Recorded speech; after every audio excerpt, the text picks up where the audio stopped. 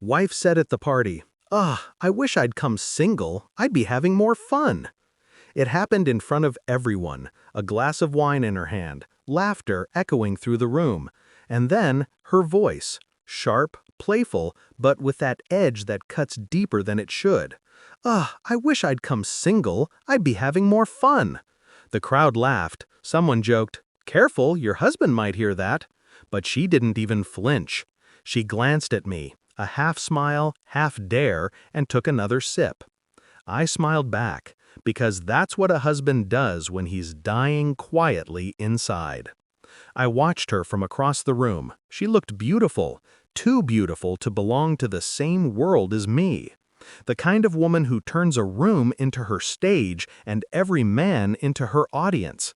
And maybe that's what she wanted, an audience. But in that moment, as the laughter faded and conversations moved on, I felt something inside me shift. It wasn't jealousy. It wasn't anger. It was clarity.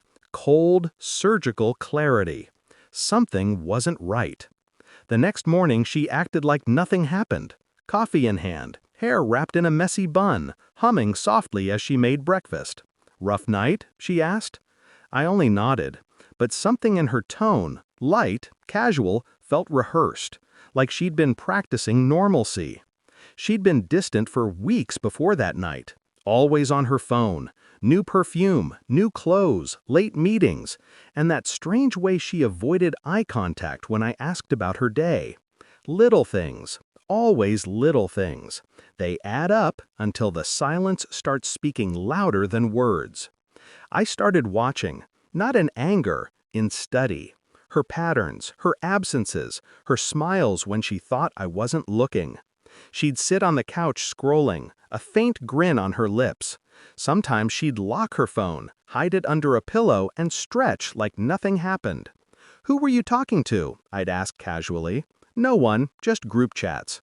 But her eyes always darted, left, down, then back up. Micro expressions. I used to teach her to notice them. Now they betrayed her. She didn't know that the same instincts she admired in me, the quiet observation, the patience, the calm, were now turning against her. I didn't confront her. I learned long ago that truth doesn't come from shouting. It comes from silence. I started with the phone bill, late-night numbers, repeated calls during her yoga classes. Then her car GPS, synced to our account. She'd been at the same downtown apartment 3 times that week. I drove there once, parked 2 blocks away, waited. At 6:37 p.m., she arrived. Same car, same perfume, same smile she used to wear for me. The lights in that apartment went on, then off.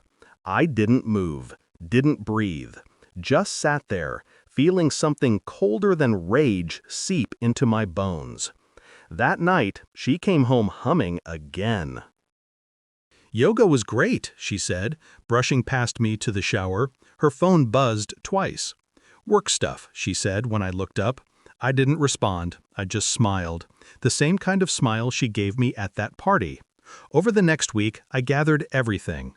Photos, texts, GPS data. Not to explode, but to understand. And I did. The man, her coworker, the one she barely talks to, married, 2 kids, new promotion.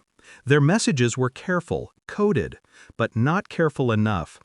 "Wish you'd been single at the party too. You looked incredible tonight. Next time, come alone."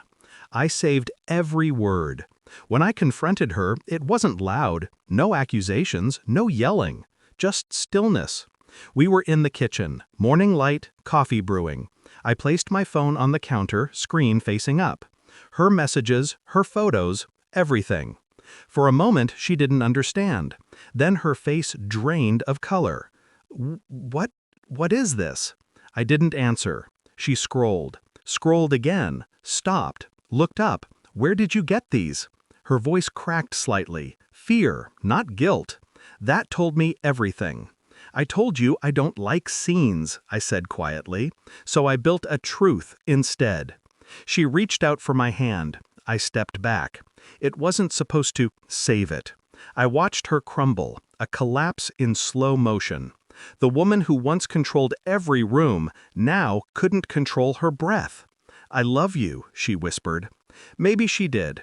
Maybe she loved the version of me that didn't look too closely. I stayed silent. Silence was the knife. I didn't shout. I didn't throw things. Instead, I gave her something to remember. I invited her lover's wife over 2 days later. I didn't warn either of them. I just waited. When she arrived, polite, smiling, holding a bottle of wine, I introduced them. My wife froze. The man's wife looked confused. And then I played play. The audio recordings of their messages, their laughter, their whispered plans. The silence that followed was sacred. Heavy, pure. It filled the room like smoke. No shouting, no chaos, just realization, spreading across faces like poison. The man stammered. The woman cried. My wife? She just stood there, trembling, staring at me like I'd ripped out the floor beneath her. "This," I said quietly, "is what honesty looks like." Then I walked out, left them all there, surrounded by the truth they'd tried to bury. It's been 3 months. The house is quieter now. No perfume, no laughter, no lies. She tried to call once, left a voicemail, crying, apologizing, saying she lost everything. She's right, I didn't reply. There's peace in emptiness, in the absence of noise. I used to think revenge was loud, breaking, burning, destroying. But it isn't. It's silence. It's watching the person who broke you finally face themselves, without your help.